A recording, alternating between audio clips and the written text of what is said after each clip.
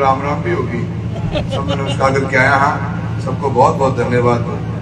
तो चुनाव जिसके बारे में बुरानिया साहब ने भी आपको सब कुछ बताया है, मैं आपसे दो बातें कहनी चाहूंगा। बाएं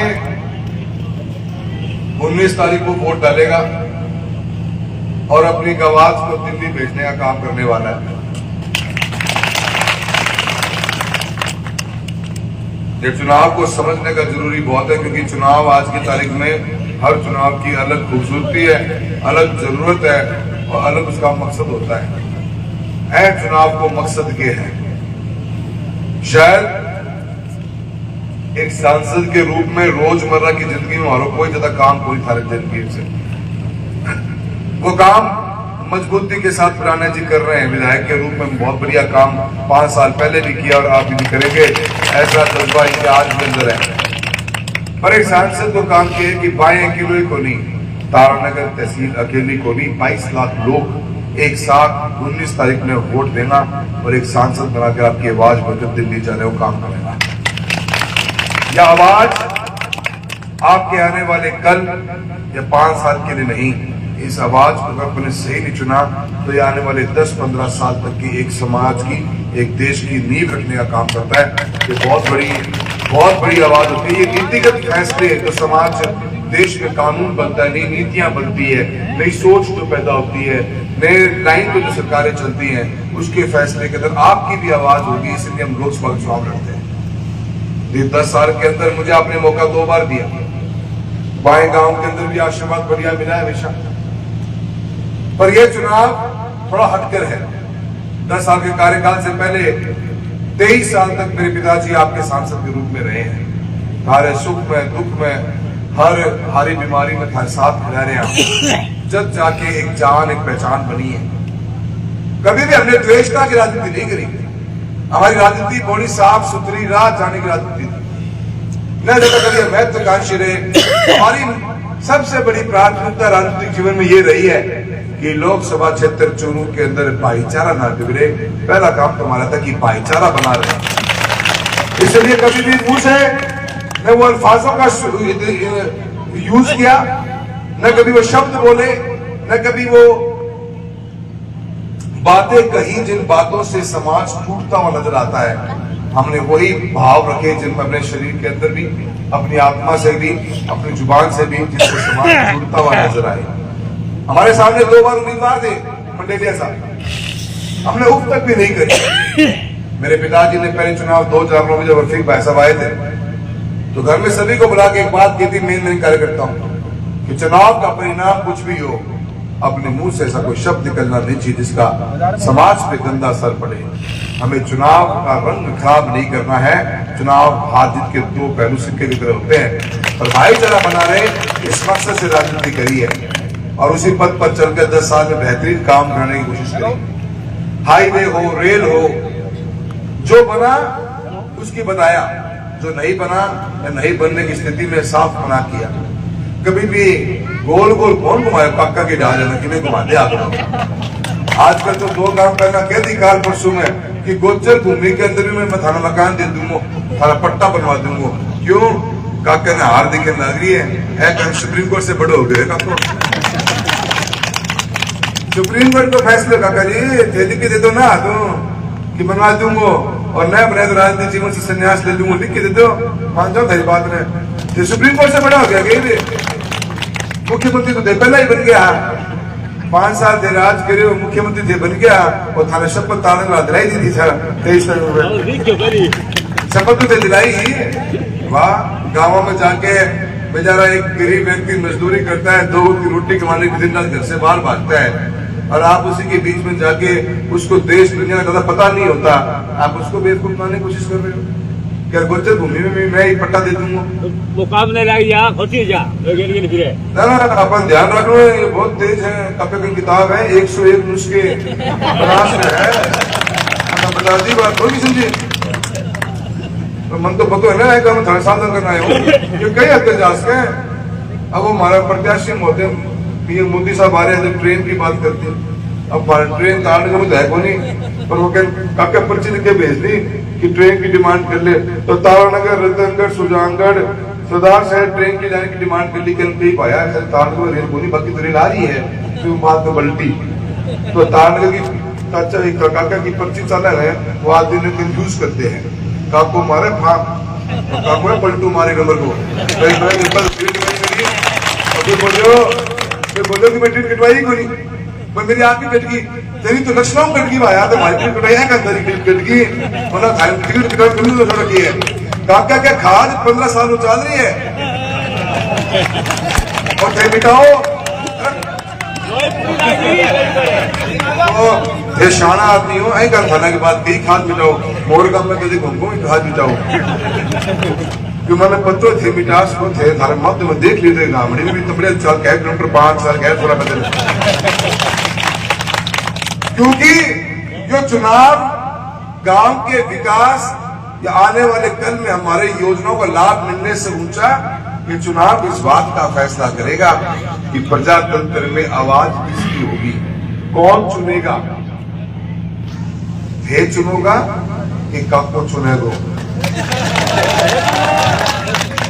और मैं ऐ के लिए यह आवाज मजबूती से उठाई है, मेरा कोई मकसद को नहीं है चुनाव लड़नो ना लड़नो, कोई बहुत छोटी मोटी बात रह गई, 6 बार का सांसद रह लिया, जब जिंदगी में दुनिया में आया था ना, जब आंख खुली तो दादू अकेले हो, इतनी तमन्ना भी को नहीं, पर मन्ना यह पता हो कि अगर ये व्यक्ति आज, अगर मैं 6 बार का सांसद होने के बाद में अगर मैं ही आवाज नहीं उठाऊंगा एक आम आदमी के लिए, तो उठाए कौन का।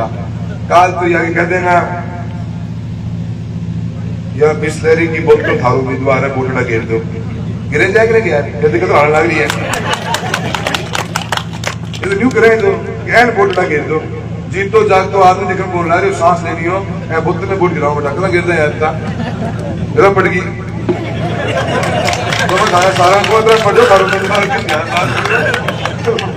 बात की बात हो रही, इनकी मानसिकता है यार, इनकी सोच क्या है, ये कहे कि मैं ही एमएलए बनावा, मैं एमपी बनावा, मैं प्रमुख प्रधान बनावा, चूरू के विधायक के लिए क्या घटिया शब्द कह दिए आपने, थारे नाम की मारा लेके घूमे तो थे, एमएलए बना दिया, काका को हो गया बोझ भारी सर पर एमएलए एमपी बनाने को, काका का बोझ गाड़ियां निकालने को भी हो रहे हैं, कि दारू की गाड़ी कपो करो आपको अपनी जगह रखे हो रही है, दारू की, डीजल की, लकड़े की गाड़ी काको कटवाओ, काको भाषण दे, धन गाड़ी को कटवाने के 32 साल को सफर थारू भी रह लियो, और थे ये शब्दावली यूज करो गाँव के जाके, थे ऐसी समाज के सरपंच डरा रहे हो,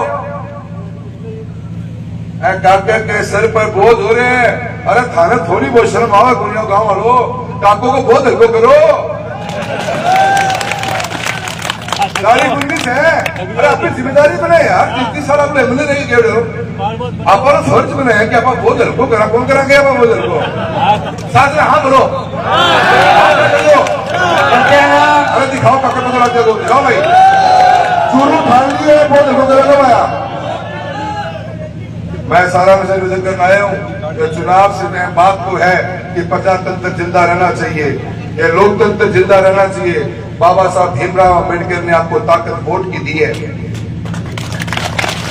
इस ताकत की कीमत समझो, पढ़े लिखे जवान साथियों समझो, सोचो, अगर काल में ये 400 पार करता अंदर जब गलती आ जा, ये क्या करे अपने में, बस हिम्मत रखो, आना दियो, और शुरुआत चुरू से करेगा बा, चुरू से शुरुआत करते साथ ही ठेठ संदेश जागो कि बुला दिए दोबारा सुने।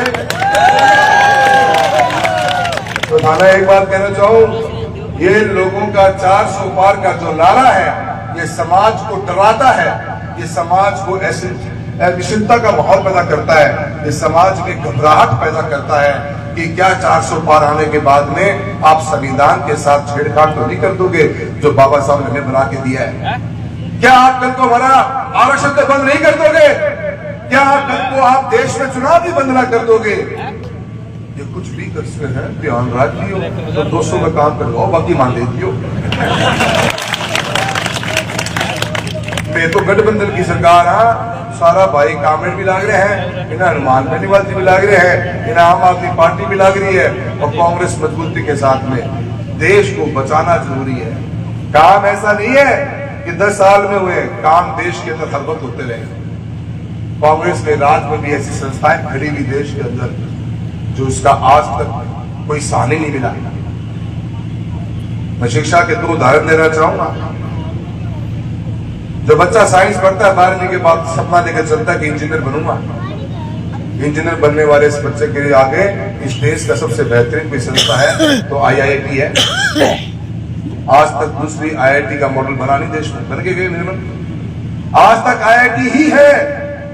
कितनी सरकारें आई, कितनी सरकारें चलेगी, 4.5 से 5 लाख बच्चे बैठते हैं, 4000 बच्चों का चयन होता है और जो बच्चा निकल के जाता है वहां से वो जीता जागता कामयाब इंसान बनकर निकलता है और दुनिया भर में उसकी रेपुटेशन है IIT में।